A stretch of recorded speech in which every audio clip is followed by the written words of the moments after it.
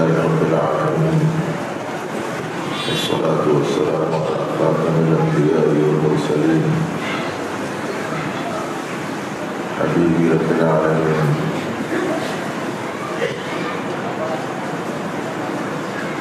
سيدنا ونبينا محمد وآله وصحبه أجمعين. أعوذ بالله من الشيطان الرجيم. بسم الله الرحمن الرحيم.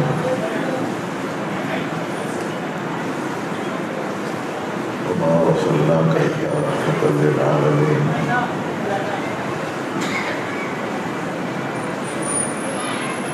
صدق الله العظيم.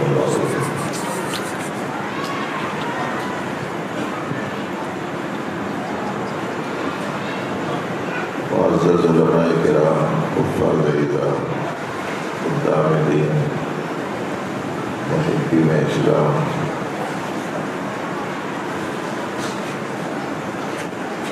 سامعین اور خواتین اسلام،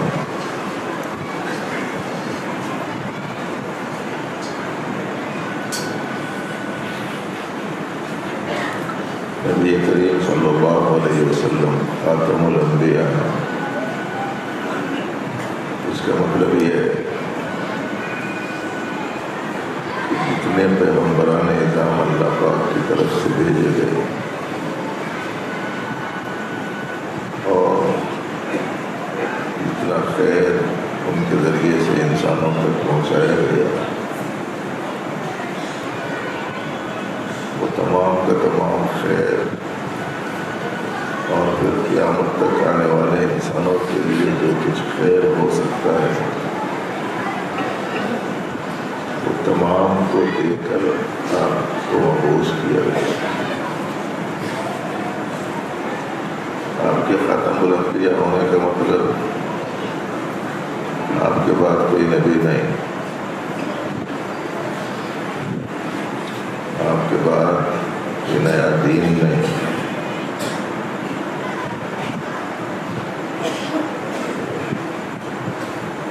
آپ کے طریقوں سے ہٹ کر کوئی نیا طریقہ نہیں، آپ کی تعلیم سے بڑھ کر کوئی اور تعلیم نہیں،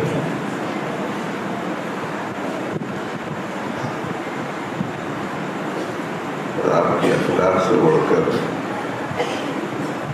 کوئی اور اخلاق نہیں۔ ہر قسم کا خیر آپ پر مکمل کر دیا گیا،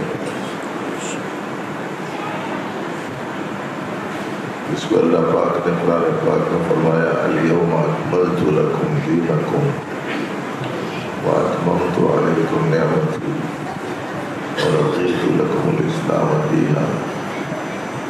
آج میں نے تمہارا دین مکمل کر دیا اور اپنی نعمت تم پر تمام کر دی، اور میں تم سے اسلام سے راضی ہو گیا زندگی گزارنے کے طریقے کے اعتبار سے۔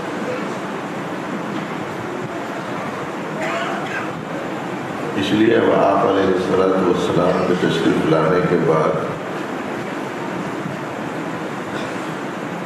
مسلمانوں کا یہ پوچھنا کہ ایسے حالات میں ہم کو کیا کرنا چاہیے،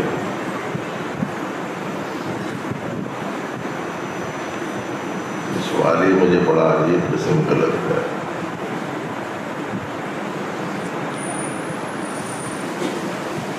اس لیے کہ قیامت تک جو بھی حالات پیش آ سکتے ہیں اس میں کیا کرنا چاہیے، آپ علیہ السلام کی حیات طیبہ میں، سیرت طیبہ میں موجود ہے۔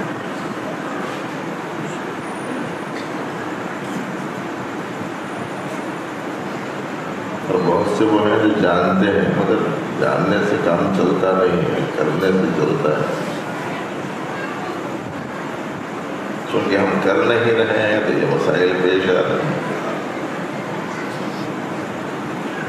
بتاؤ نبی رحمت صلی اللہ علیہ وسلم کے زمانے میں کفر شرک عام تھا کہ نہیں تھا؟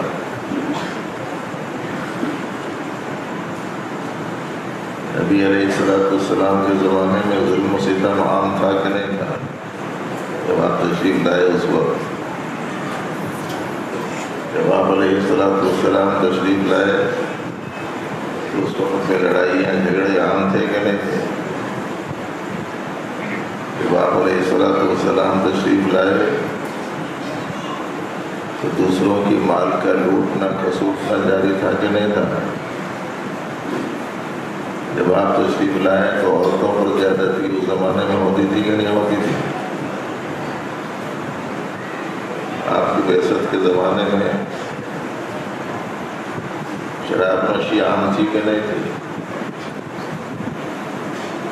بد اخلاقی تھی یا نہیں؟ بے دردی تھی یا نہیں؟ اذیت رسانی تھی یا نہیں؟ ان حالات میں آپ علیہ السلام نے کیا کیا تھا وہ سوچو. اور آج دیکھو پھر کفر و شرک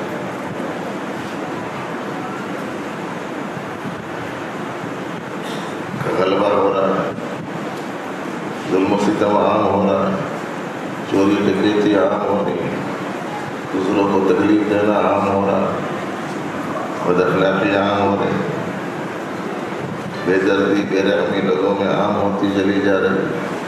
اس زمانے میں وہ تھا. آپ علیہ السلام کی سیرت کیا ہے؟ آپ نے ان تمام برائیوں کو بھلائیوں میں تبدیل کرنے کی صحیح فرمائی اپنی مبارک زندگی میں، اور حالات اکثر بدل گئے. ایک زمانہ تھا کہ مکۃ المکرمہ میں لا الہ الا اللہ کھل کر کوئی بول نہیں سکتا تھا. پتہ نہیں معلوم ہے کہ نہیں؟ کتابوں میں پڑھو، جیسا کہ مولانا نے فرمایا سوشل میڈیا میں مت دیکھو، کتابوں میں پڑھو تو آپ کو معلوم ہوگا کہ وہ زمانے میں لا الہ الا اللہ کوئی کھل کر مکے میں بول نہیں سکتا تھا. پھر آپ نے محنت فرمائی، جدوجہد فرمائی، رات دن ایک کر دیے، دن میں لوگوں کے درمیان محنت کی، راتوں میں اللہ جل شانہ سے مانگا.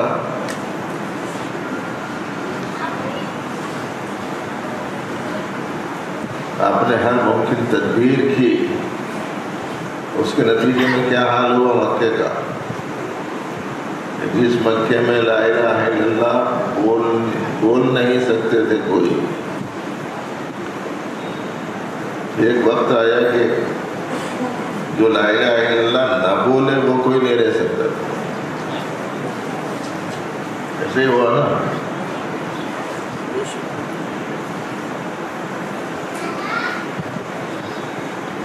کوئی ابتدائی میں اسلام قبول کرنے والا جوش میں آ کے میں تو یہ حق ہے اعلان کروں گا، اس مقصد سے بیت اللہ کی سیڑھیوں پر چڑھ کر، دروازے میں داخل ہونے کے واسطے سیڑھیاں تھیں، اس کے اوپر کھڑے رہے کہ قل اللہ احد اللہ الصمد. اس نے کہا سورہ ختم کرنے سے پہلے لوگ چڑھ کر اس کی گریبان پکڑ کر نیچے کھینچ لی. ایک زمانہ وہ تھا. پھر ایک زمانہ ایسا آیا کہ جو لا الہ الا اللہ نہ کہے اسے مکے میں رہنے کی گنجائش نہیں. تو آپ کی سیرت سے سمجھنا چاہیے نا کہ آپ نے کیا کیا تھا، کس زمانے میں، اس زمانے میں ہم لوگ کیا کر رہے ہیں.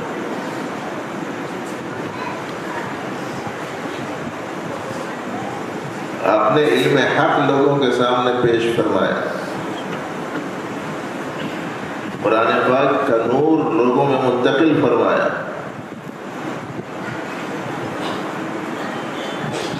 لوگوں کے ضمیروں کو آپ نے جھنجھوڑا،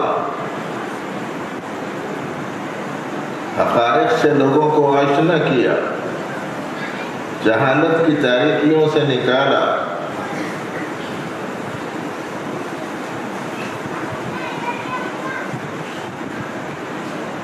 حقیقی علم سے روشناس کیا. حقیقی علم کون سا؟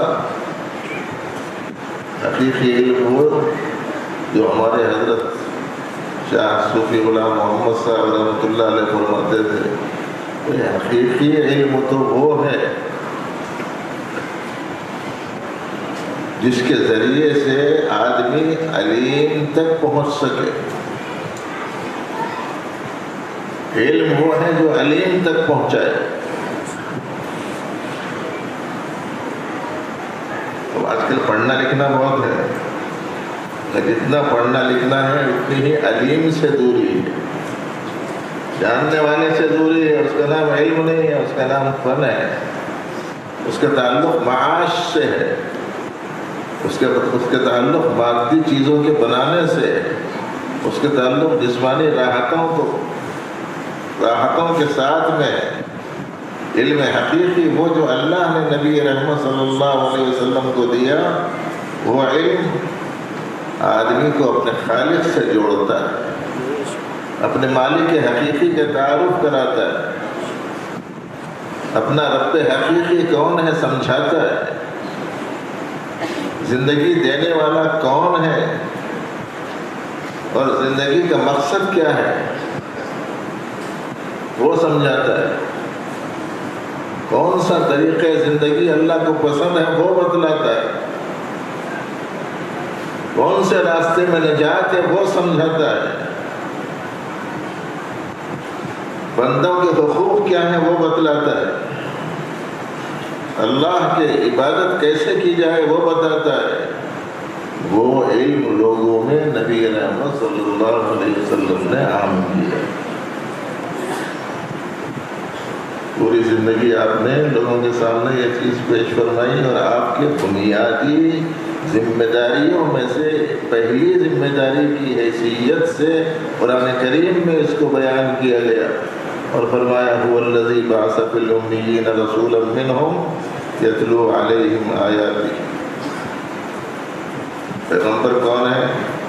وہ ہیں جو لوگوں کے سامنے اللہ کی باتیں پیش کرتے ہیں، اللہ کی آیات سناتے ہیں۔ یہ علم حق جب لوگوں کے درمیان میں آیا تو شرک کے اندھیرے سے نکلے، توحید کے اجالے میں آئے، کفر کے اندھیرے سے نکلے، ایمان کے اجالے میں آئے، معاصی گناہوں کے اندھیرے سے نکلے، پروردگاری کے اجالے میں آئے، بد اخلاقی کے اندھیرے سے نکلے، حسن اخلاق کے اجالے میں آئے، نفسانی خواہشات کے اندھیروں سے نکلے، ربانی مرضیات کے اجالے میں آئے، فانی چیزوں کی محبتوں سے نکلے اور باقی چیزوں کی نور کی طرف لوگ آنا شروع ہوئے، اور پھر ایک دم ماحول بدل گئے۔ آج کے جو حالات ہیں نا، آپ نے جو اس وقت کے حالات تھے اور آج کے جو حالات ہیں وہ دیکھ لو۔ اس وقت میں کفر شرک تھا، آج بھی ہے، پرایوں میں تو ہے ہی، اپنوں میں بھی بہت ساری چیزیں ہیں۔ فائدہ ہوا فلاں سے ہوا، نقصان ہوا انہیں نقصان کر دیا، نفع نقصان کو کس سے وابستہ کر دی؟ مخلوق سے۔ اس نے عزت دی، اس نے ذلیل کر دیا، عزت و ذلت کو کس سے وابستہ کر دی؟ مخلوق کے ساتھ۔ انہیں کام بنایا، انہیں کام بگاڑا، کام کے بننے بگڑنے کو کس سے وابستہ کر دی؟ مخلوق کے ساتھ وابستہ کر دی۔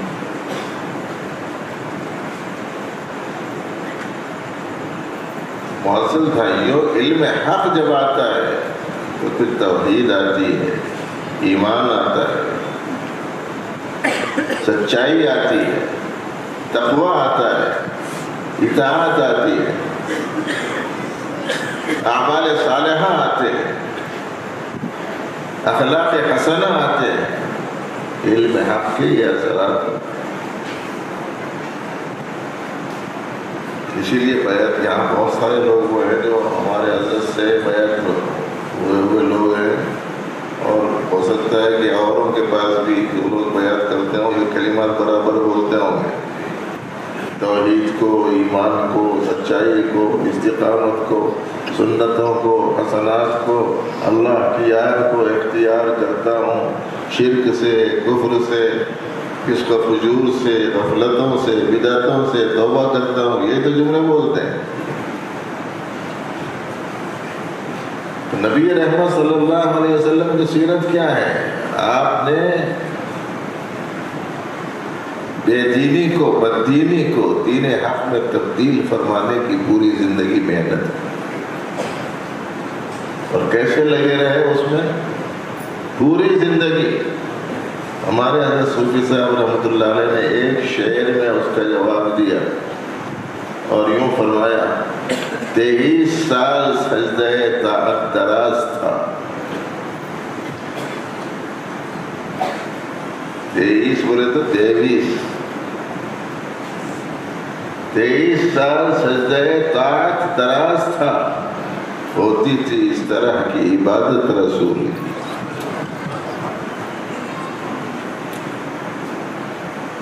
مجھے اتنا اچھا تو پڑھنا نہیں آتا جتنا مولانا مزمل صاحب کو آتا، اور آواز بھی اتنی اچھی ہے نہیں۔ ٹھیک اسی زمانے میں بلوغ سے پہلے، اس کے بعد میں حلق میں تغیر آ گیا، اب ویسا تو پڑھ نہیں سکتا میں، مگر یہ شعر یاد رکھو: 23 سال سجدہ طاعت دراز تھا، ہوتی تھی اس طرح کی عبادت رسول کی، رات اور دن اللہ کا جو منشا، اللہ کا جو حکم، اللہ کی جو مرضی، بس اس کے آگے آپ جھکے ہوئے۔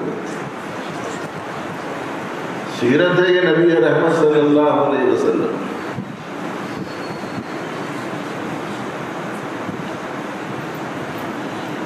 ظلم عام تھا، عدل کو عام کر، یہ آپ کی سیرت۔ سنانے کا منشا کیا ہے؟ سنانے کا منشا یہ کہ اپنی زندگی سے ظلم نکلنا، عدل آنا، اور سنانے کا منشا یہ ہے کہ دوسروں کو ظلم سے روکنا اور عدل کے جانب متوجہ کرنا۔ یہاں بھائیاں بھی ہیں، بہنیں بھی ہیں، اوروں کے ساتھ عدل کرنا، اوروں کے ساتھ انصاف کرنا، یہ تو بہت دور ہو گیا۔ رفیق حیات کے ساتھ میں عدل نہیں کر سک رہے، اپنی گھر والی کے ساتھ عدل نہیں، اپنے ماں باپ کے ساتھ میں انصاف نہیں، اپنے بھائیوں اور بہنوں کے ساتھ میں عدل سے کام نہیں لے رہے۔ پھر کہتے ہیں کہ سر ہمارے اوپر ایسے حالات کے واسطے آتے، اسی واسطے یاد رکھنے کے واسطے بولتا رہتا ہوں میں۔ دیکھو نبی علیہ السلام ہے رحمت للعالمین، پورے عالموں کے لیے رحمت۔ اب آپ کی دی ہوئی ہدایت، آپ کی دی ہوئی سنت، آپ کا دیا ہوا طریقہ، آپ کی دی ہوئی تعلیم اگر چھوڑیں گے تو کس کو چھوڑ رہے ہیں آپ؟ رحمت کو چھوڑ رہے ہیں۔ کسی چیز کو آپ چھوڑ رہے ہیں نبی رحمت صلی اللہ علیہ وسلم کی، تو اس کا مطلب یہ ہے کہ وہ رحمت کو چھوڑ رہے ہیں، اور جب رحمت کو چھوڑ دیتے ہیں پھر کیا ہوتا ہے؟ رحمت کے مقابلے میں آتی ہے زحمت۔ اب زندگی پوری کیا ہو گئی؟ زحمت ہو گئی، کیونکہ ہمارے 24 گھنٹے کی زندگی میں پیارے نبی علیہ السلام سے منہ موڑ کر لوگ زندگی گزار رہے ہیں۔ آپ نے عدل کو عام فرمایا، انصاف کو عام فرمایا۔ ایک زمانہ تھا کہ چھینا جھپٹی ہوتی تھی، ایک زمانہ تھا کہ ڈکیتی ہوتی تھی، ایک زمانہ تھا ابتدائے بعثت نبوی کے موقع پر کہ دن دہاڑے لوگوں کے جیب، لوگوں کا مال چھین لیا جاتا تھا، راتوں میں تو قافلے کا قافلہ لوٹ لیا جاتا تھا۔ لیکن پھر ایک زمانہ ایسا آیا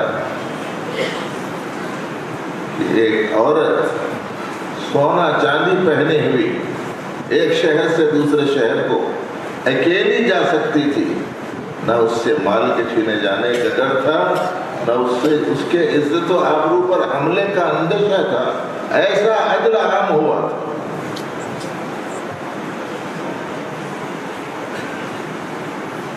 دوسروں کا مال چھیننے والے، دوسروں پر مال نشاور کرنے والے بنے، دوسروں کے خون کے پیاسے، دوسرے کی زندگی کے لیے اپنی جان دینے کو تیار ہو۔ نبی رحمت صلی اللہ علیہ وآلہ وسلم کی سیرت طیبہ، حیات طیبہ کے یہ جو پہلو ہے اسے ذہن میں رکھنا ہے، بھائیوں کو بھی بہنوں کو بھی۔ اور صاحبہ تو تنگ آ گئے گھروں کے جھگڑے سن کے، قاضیاں پریشان ہیں، مول صاحبہ پریشان ہیں، کیا کرنا صاحب؟ جو گھر کے لوگوں کے ساتھ میں اچھا نہیں رہ سکتا، عالم کے لوگوں کے ساتھ میں حسن سلوک کیا کر سکتا؟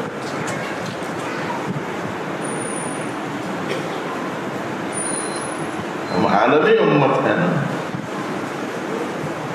پیارے نبی علیہ السلام کا پیغام عالمی پیغام ہے، اور مسلمان اس پیغام کے رکھنے والے، جاننے والے لوگ ہیں۔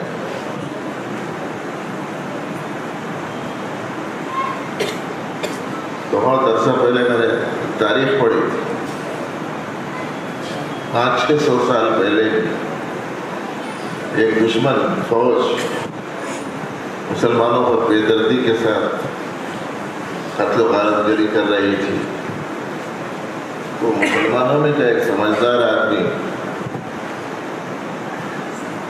اس کے لیڈر سے بولا کرتے، بے گناہ معصوم لوگوں کو کئی کو مار رہے ہیں، کئی کو پیٹ رہے ہیں، کیوں ایسا ظلم و ستم کر رہے ہیں، ایسا کیوں قتل و غارت گری ہو رہی ہے؟ انہیں بھی ذرا جاننے والا تھا اسلام کو، ماننے والا نہیں تھا، جاننے والا تھا۔ انہیں بولا کرتے تم لوگ اسلام رکھ کے اسلام پہ نہیں چل رہے، اس واسطے ہم جیسے کتوں کو اللہ نے تمہارے اوپر مسلط کر دیے۔ سمجھ میں آ رہا کہ نہیں آ رہا؟ 500-600 سال پہلے جب فیصلہ سنا رہا ہوں، آج کے حالات پہ سوچ لینا چاہیے ہم لوگ، ہمارے ساتھ نہیں حالات کیوں پیش آ رہے؟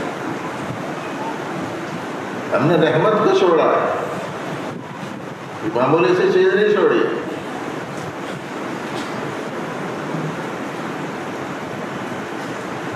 آپ علیہ السلام نے اخلاق سکھائے لوگوں کو، پہلے بے دردی تھی لوگوں میں، ہمدرد بنایا اس کو۔ کیسے ہمدرد بنایا؟ اس درجے ہمدرد بنایا کہ ایک غریب کے پاس میں بکری کا ایک سر بھیجا گیا، اس نے سوچا کہ میرے سے زیادہ غریب ضرورت مند تو بازو والا ہے، اس کے پاس بھیج دیا۔ اس نے سوچا کہ میرے سے زیادہ ضرورت مند تو میرے بازو والا ہے، اس کے پاس بھیج دیا۔ 5-6 گھروں میں وہ سر گھوم کے 6ویں گھر پہ جب پہنچا تو بولا میرے سے زیادہ ضرورت مند تو یہ ہے، ان کے ساتھنے کے پاس بھی جایا تو وہ 7واں پہلا تھا۔ ہمدردی ایسی تھی، جس کو دیکھو بے دردی، بے درد بنا، خیر خواہی سے آگے، جبکہ دین اسلام خیر خواہی کا نام، الدین النصیحہ، دین تو خیر خواہی کا نام۔ پیارے نبی علیہ السلام کی سیرت میں یہ پہلو اللہ کے بندوں کے ساتھ میں حسن سلوک کا کرنا سے پیش نظر رکھیں، عدل و انصاف کو قائم کریں، اللہ سے ڈریں تو کیسا؟ عورتیں سن رہی ہیں تو ان کو بھی سن لینا چاہیے۔ سیدنا عمر فاروق رضی اللہ تعالیٰ عنہ اپنے دور خلافت میں جائزہ لیتے تھے گھروں کا، اس گھر میں کیا حال چال چل رہا ہے۔ چھوٹے چھوٹے مکانات ہوتے تھے، بلکہ کرسیاں ہوتی تھیں، اندر بات کرے تو باہر سنائی دیتی تھی، باہر کو سنائی دیا کہ عورت بول رہی پانی ملا تو دودھ میں ہوئی، بچی بول رہی نہیں امیر المومنین نے ایسا کرنے سے منع کیا ہے۔ اس نے کہا امیر المومنین یہاں تھوڑا ہی سن لیتے بیٹھے میں، ہماری بات ہے۔ وہ بچی بولی امیر المومنین نہیں سن رہے، اگر میرے آپ کے امیر المومنین کے سب کے رب العالمین سن رہے گا، اللہ کا ڈر ایسا تھا۔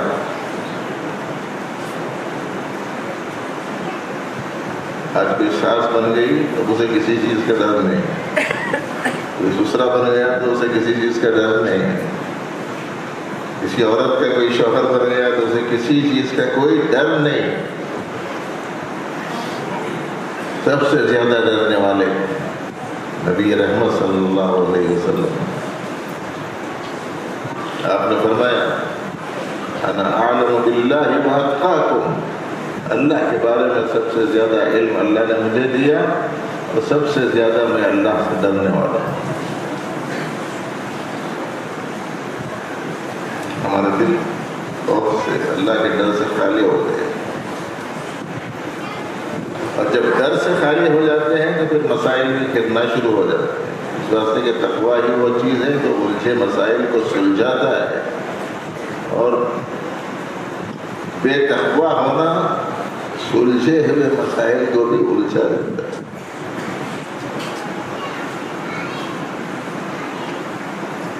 اسی لیے بھائیوں، یہ جو پیغام سیرت عام طور پر مختلف جلسوں میں سننے کو ملتا رہتا ہے، اس کو خالی ایسے ہی آؤ سنو جاؤ، بس قصہ چھوڑ دو، نہیں سمجھ میں آ رہا تو چھوٹی سی مثال دیتا ہوں میں آپ لوگوں کو۔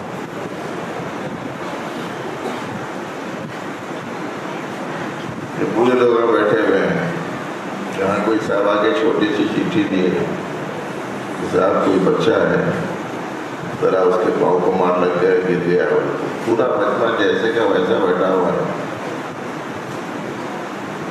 کوئی جا کے وہ بچے کی مدد کرو، پورا مجمع ویسے ہی بیٹھا ہوا ہے، ایک اٹھ کے گیا اور جا کے وہ بچے کو اٹھایا، ہمدردی کرا، مرہم لگایا، پٹی وٹی باندھا، یہ پورے لوگوں میں اور وہ ایک جانے والے میں، دونوں میں کون اچھا؟ بولو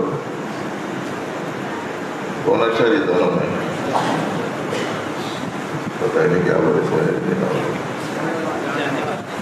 وہ اٹھ کے جانے والا اچھا نا، بولے جیسا سننے والا سب سے اچھا ہے نا۔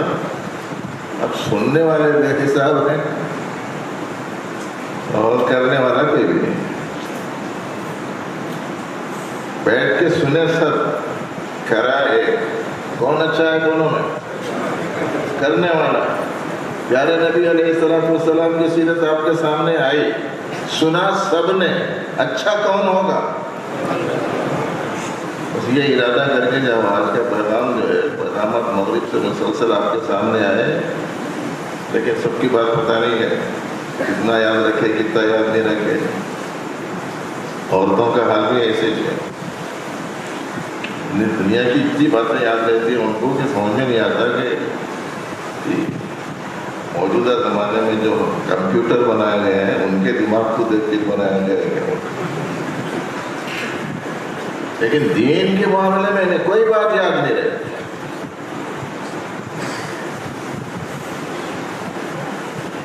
جو کچھ پیغام مغرب کے بعد سے آپ نے سنا ہے، جس کسی مولوی سے سنا ہے، افراد کا اس میں کچھ نہیں، پیغامات اسلامی، پیغامات ربانی، پیغامات رسالت مآب صلی اللہ علیہ وسلم، اس کو کرنے والے بننے کا اہتمام ہم سب کو کرنا ہے۔ جو کچھ سنے وہ سب کریں گے نا بھائی؟ اچھا کریں گے کیا؟ جو اپنے کو احساس ہوگا کہ میں ایسا نہیں کر رہا ہوں، اور یہ احساس کب ہوگا؟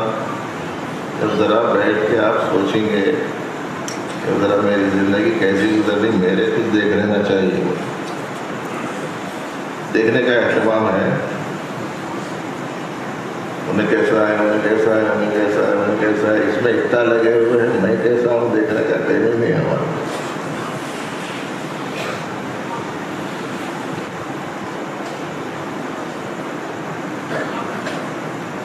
ہر شخص دوسرے کو دیکھنے میں لگا۔ اور آخری بات چھوٹی سی عرض کر کے بات کو ختم کرتا ہوں، اگرچہ یہاں کے ہمارے ناظم جلسہ نے اور مدرسے کے ذمہ ناظرین صاحب نے اس سے کہا ہے کہ صاحب جب تک آپ بات کر سکتے ہیں کریے، لیکن ہم نہیں چاہتے ہیں کہ آپ کا وقت زیادہ لیں، اس لیے ایک چھوٹی سی بات سنا کے بات ختم کرتا ہوں۔ نبی علیہ الصلاۃ والسلام کی سیرت طیبہ میں آپ کو معلوم ہے کہ نبی علیہ السلام کو عہدے کی پیشکشی کی گئی تھی اسلام کے مقابلے میں۔ اسلام کا کام، دعوت دین کا کام، حق کا کام چھوڑ دو اور سردار بن جاؤ، عہدہ پیش کیا تھا نا۔ اور اگر چاہتے مالدار بننا، مال پیش کر دیں گے، مگر تمہارا یہ کام چھوڑ دو۔ اگر آپ یہ چاہتے ہیں کہ آپ کسی خوبصورت عورت کے خواہش مند ہو تو ہم اسے پیش کر دیں گے، مگر تمہارا یہ کام چھوڑ دو۔ کتنے مولویوں سے اب تک نہیں سنے ہم لوگ آئے ہوئے کہ آپ علیہ الصلاۃ والسلام نے ان تینوں چیزوں کو ٹھکرا دیا تھا اور فرمایا تھا کہ نہیں،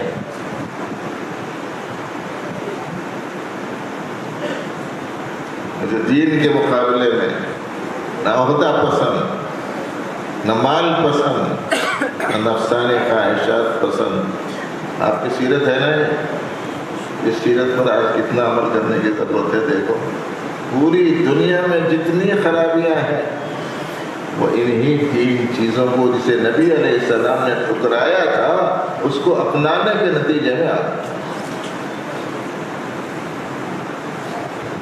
ہر شخص عہدے کا خواہش مند، ہر شخص مال کا طلبگار ہے اور ہر شخص خواہشات میں گرفتار ہے۔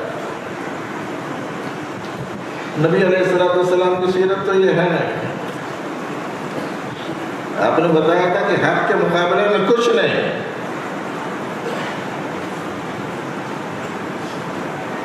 حق سب سے اعلیٰ، حق سب سے برتر ہے، حق سب سے بہتر ہے، حق سب سے افضل ہے۔ اس کے مقابلے میں کسی دوسری چیز کو ترجیح نہیں دے سکتے۔ لیکن آج امت اس میں گرفتار ہو گئی، اس کے نتیجے میں مسائل میں گر گئی۔ اگر ان مسائل سے نکلنا ہے تو یہ ایک نسخہ یاد رکھ لو، یہ تین جرثوموں سے اپنے آپ کو بچاؤ۔ اگر جرثومیں بولے تو آج کل کے بچوں کو سمجھ میں نہیں آتا، یہ تین وائرس سے اپنے آپ کو بچاؤ۔ یہ تو سمجھ میں آتا نا، یہ تین وائرس ہیں، کووڈ سے زیادہ خطرناک وائرس۔ عہدہ طلبی، مال طلبی، خواہشات میں گرفتاری، تین بدترین وائرس ہیں جس سے آج امت دینی اعتبار سے تباہ ہو رہی ہے۔ وہ وائرس سے جسمانی اعتبار سے لوگ تباہ ہو رہے ہیں اور یہ تین وائرس سے دینی اعتبار سے امت تباہ ہو رہی ہے۔ اس لیے آج ارادہ کرو کہ انشاءاللہ یہ تین بیماریوں سے تو خاص طور سے اپنے آپ کو بچائیں گے۔ نفسانی خواہشات کے پیچھے نہیں پڑیں گے،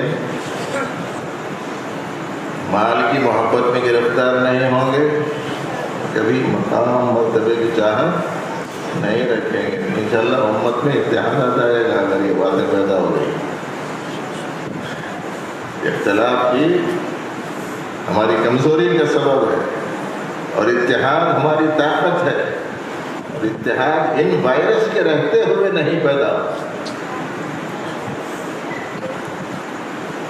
بس بھائی اس موقع پر اس مختصر سی گزارش پر اپنی بات کو ختم کرتا ہوں۔ پہلے مجھے آپ کو علم صحیح اور عمل صالح